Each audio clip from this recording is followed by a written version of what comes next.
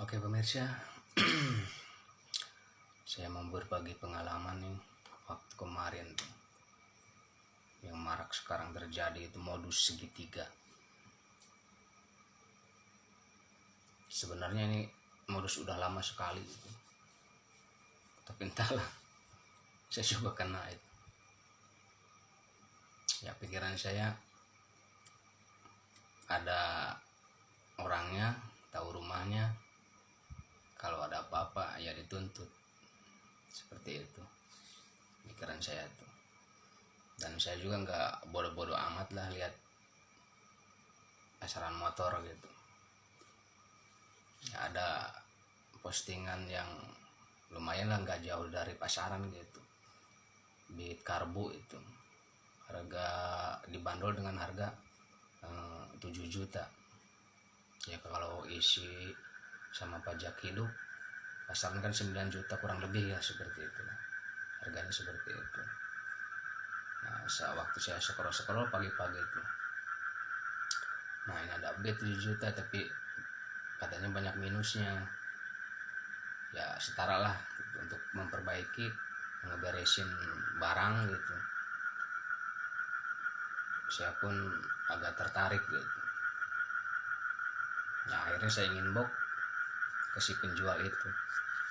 Nah, setelah saya inbox, bang barang ini masih ada, kata dia. Jawab ada. Apa anda serius? Kalau serius kesini aja katanya, ke rumah.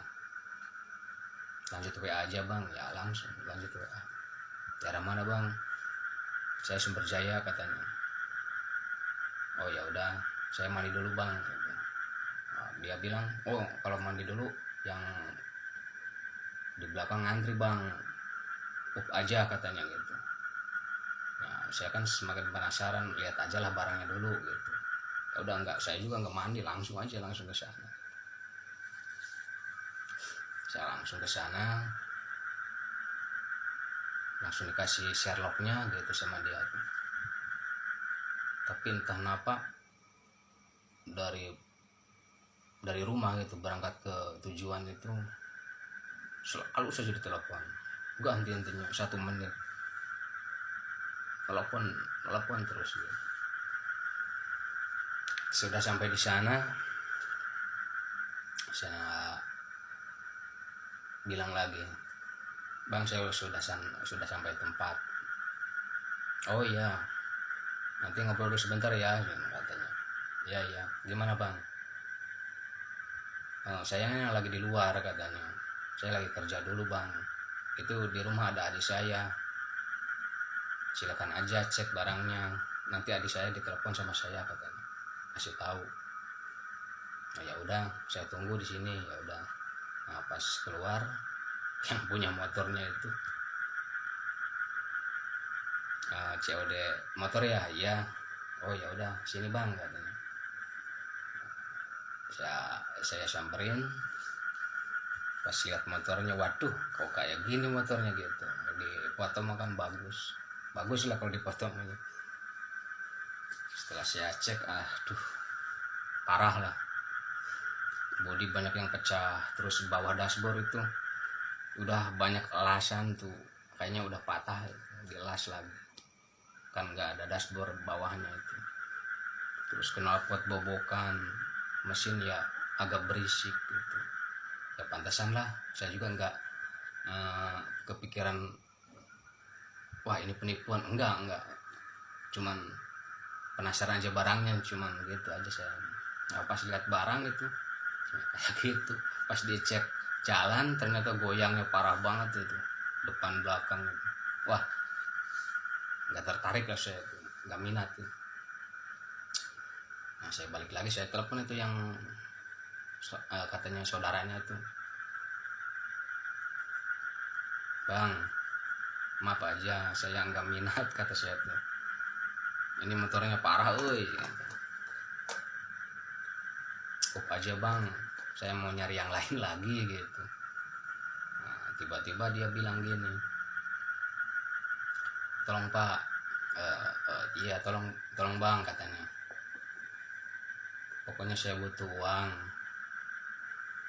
tawar aja berapa lah gitu, supaya jadi gitu. Ya saya kan penasaran, ya emang motor pasaran 8 juta lebih lah gitu ya, saya penasaran gitu. Tapi minusnya itu banyak banget, ngeberesinnya itu wah sungguh luar biasa lah pokoknya, pasti capek banget itu. Tungku dua juga nggak ada itu, dagingnya juga patah, harus dilas aluminium. Pokoknya capek lah kalau ngeberesin itu. Kalau segitu harganya saya nggak minat gitu, nggak tertarik banget. Soalnya ngeberesinnya itu banyak banget.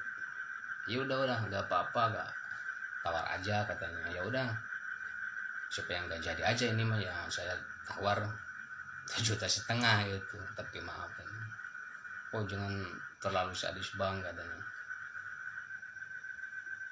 negonya jangan terlalu sadis banget gitu. Ya udah, ya biar nggak dikasih gitu saya maksudnya gitu. Soalnya saya nggak tertarik gitu. Ya udah, ya katanya dia kan nawarin 6 juta itu kan, 5 juta aja katanya. Oh enggak bang, kalau 5 juta juga enggak, saya enggak minat lah gitu. Turun lagi di 4 juta.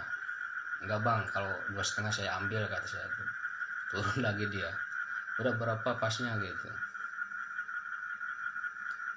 Ya udah kata dia tuh 3,5 udah jadi gitu, biar jadi aja, nggak apa-apa 3,5, nggak mau kata saya tuh. Nah kata saya begini, ini aja udah bang, saya kan udah jauh-jauh ke sini, saya tawar saya tawar 3 juta, itu pun kalau dikasih bang gitu, udah biar jadi aja gak apa-apa, soalnya banyak banget tuh minusnya bang. Nah kata dia, ya gimana ya, saya butuh modal tapi ya udahlah ambil lah gak apa-apa katanya. Nanti surat-suratnya tanyain aja sama adik saya. Nah, saya tanyain surat-suratnya itu. Nah, bang, lihat surat-suratnya, saya mau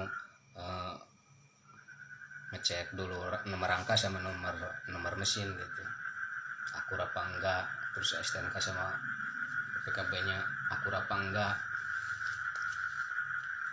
Nah, setelah dia masuk ke rumah terus ngambil surat-surat, nah saya akurin, ya klop lah gitu bawaannya gitu, asli gitu, PKB STNK asli. Saya cek di Sambara gitu, udah cocok gitu, tembus. Udah bang, ini saya udah cek gitu, ternyata udah klop semuanya gitu. Tapi ini maaf ya, nih harganya nih berapa gitu. Ya udah, situ kan minta 3 juta, ya udah ambil gak apa-apa kata saya, butuh modal banget nih, untuk sekarang butuhnya sekarang uangnya gitu. Ya udah, nggak lama-lama gitu ya, saya bayarin bang. Tapi masalah bayarnya gimana ini gitu. Oh kalau masalah bayar itu urusan sama saya, transfer aja ke nomor rekening saya, jangan ke adik saya gitu, katanya adanya gak beres, nanti dipakai inilah, habis uangnya pakai slot katanya, itu alasan pakai slot. Ya udah, tapi saya nuntut dong ya, ini minta jaminan. Sekarang kan banyak penipuan bang, kalau uang transferan itu kebanyakan tipu-tipu gitu. Saya dari dulu juga gak pernah main transferan gitu. Saya pokoknya datang, cek barang cocok, saya bayarin langsung gitu, cek langsung cash. Tiba-tiba dia ngotot, jangan bang katanya, nanti uangnya habis dipakai dia, pakai gak bener itu katanya. Ya ganti main slot terus bang itu, tapi jangan bilang-bilang sama dia, itu urusan sama saya, masalah uang mah gitu. Kalau barang mah barang saya, itu motor saya tanya. Kalau masalah itu ya urusannya sama saya gitu. Nah setelah itu saya tanya ke si pemilik motor itu, apa bener bang ini motor kakaknya situ? Dia jawabnya iya. Apa benar rumahnya di sini? Dia jawab benar, iya katanya gitu. Sini bang. Ya udah dia nggak banyak bicara gitu, kayaknya kehipnotis gitu. Ya waktu saya ngecek barang juga kan, setelah dikasih surat-surat saya tes, kalau umpama saya jahat udah bawa kabur itu motor sama surat-surat dikasih semua, dianya diam terus pelangga-pelangga gitu, kayak blow on tuh, kayak orang yang itu gitu, orang kehipnotis. Nah singkat cerita langsung saya diantar sama si pemilik motor itu. Ya udah saya mau bayar, gimana billing terdekat gitu. Ya udah saya diantar. Nah saya sampai di billing itu di Indomaret yang Penjalin, tiba-tiba dia diam di luar. Saya tunggu di sini ya, kata si pemilik motor tuh. Oh ya udah gak apa-apa. Saya masuk. Nah setelah masuk saya tanya ke kasir, bang mau top up, coba kemana, kata si kasir tuh. Saya bingung, top upnya kemana ini, nomor saya juga gak tahu kemana ini ngirimnya tuh gitu. Nah lalu tiba-tiba dia nelpon si pelaku itu. Oh iya lupa ini nomor rekeningnya, katanya Oppo, nama atas Abdul Malik, dan masih ingat Facebooknya Reza Alamsyah, nomor WA Haji Dasbor. Sama saya masih ingat semuanya, masih ingat. Nah kata si kasir mengingatkan, tolong pak, sekarang kan masih lagi marak, bukan masih lagi marak, modus gitu, modus penipuan. Sebenarnya maaf dulu ya, saya mau tahu dulu, abang mau top up ke nomor ini, terus atas nama Abdul Malik, masalah transaksinya bayar motor gitu maksudnya bang? Iya kata saya tuh. Coba pastikan dulu yang punya motor tahu gak? Ya si penelpon ini pak, kata saya tuh. Oh iya berarti ini hati-hati aja bang gitu, pastiin dulu. Tapi yang punya motor bapak tahu? Ya ini si penelpon ini, kata saya tuh. Tapi ada saudaranya yang ngantar ke sini, ada itu saudaranya tuh, adanya ke sini gitu. Ya tanya dulu apakah benar atas nama Abdul Malik. Nah, saya keluar. Nah setelah keluar saya tanya, bang nama kakaknya Abdul Malik bang, atas nama Abdul Malik nomor rekeningnya? Katanya bukan. Nah, dia tuh kaget, bukan nomor rekening saya, katanya gitu. Saya masuk lagi ke kasir, tiba-tiba ya udah di top up langsung gitu sama kasir itu, karena banyak yang beli, banyak yang ngantri lah di sana. Akhirnya ya gerak ya cepat gitu. Ini bang katanya buktinya gitu, bukti transferannya. Ya udah saya ambil lagi. Nah dia si pelaku itu telepon, gimana udah masuk belum gitu. Nah saya fotoin langsung itunya tuh, barcode-nya langsung dikirimin ke dia gitu. Ya udah urusan selesai gitu. Nah setelah saya keluar sama si pemilik motornya itu tuh, ya kita pulang ya.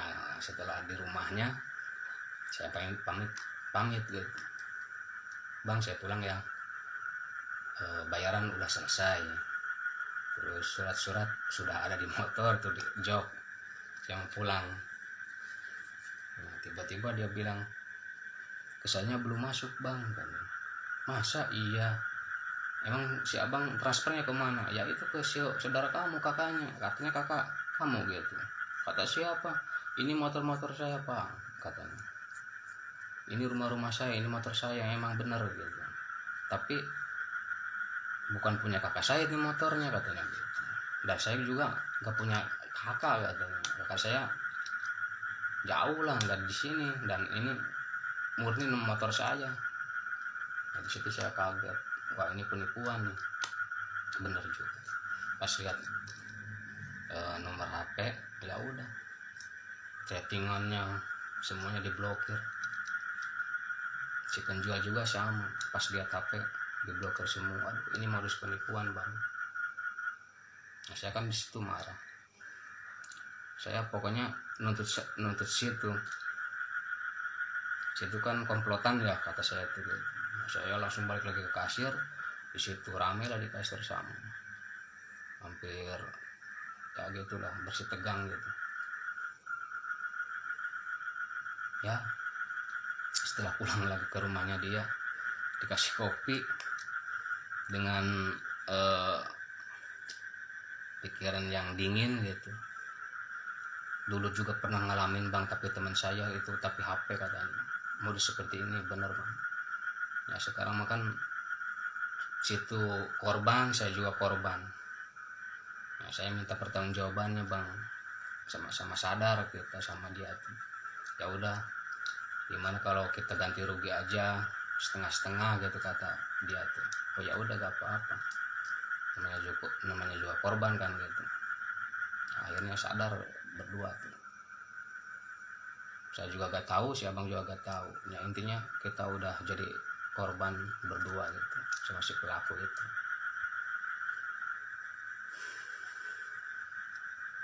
Ya satu hari satu malam nggak bisa tidur itu, gila bener. Kok bisa gitu kan? Ya namanya pembeli kan udah